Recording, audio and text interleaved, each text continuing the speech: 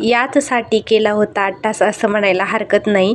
जे की मी काल डब्बे कापले होते आणि ते गिरमिटाने वेझ पाडून अशी जाळीला अडकवले, आपल्या गोट्याच्या चौकडून जाळीनं त्याला अडकवले. तर बघू शकता असे पशुपक्षी पाणी प्यायला लागले. अगदी मनाला समाधान वाटलं खरंच आपल्या गुरुमाऊलीने किती छान संकल्पना राबवली आणि त्यातून आपल्याला हे समजलं की बाबा मुक्या प्राण्यांपर्यंतही आपण एकदम छोट्या प्राण्यांपर्यंतही पोचू शकतो.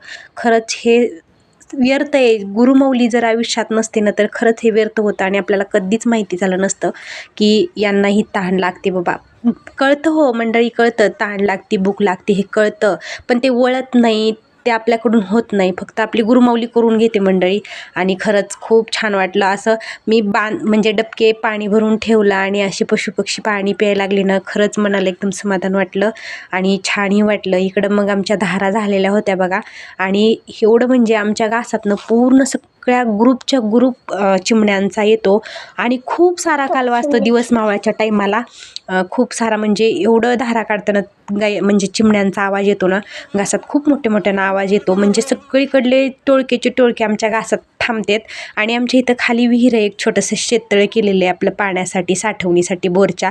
तर तिथंही पाणी प्यायला येतात आणि इथं गोट्यावरती टाक्या भरलेल्या असतात, त्याच्यामुळं पण पाणी प्यायला येतात. तर गुरुमाऊलींनी सांगितलेली सेवा अशा प्रकारे केली. व्हिडिओ आवडल्यास सबस्क्राईब करायला विसरू नका. भेटू अशाच नेक्स्ट व्हिडिओमध्ये. तोपर्यंत सर्वांना जय श्रीराम.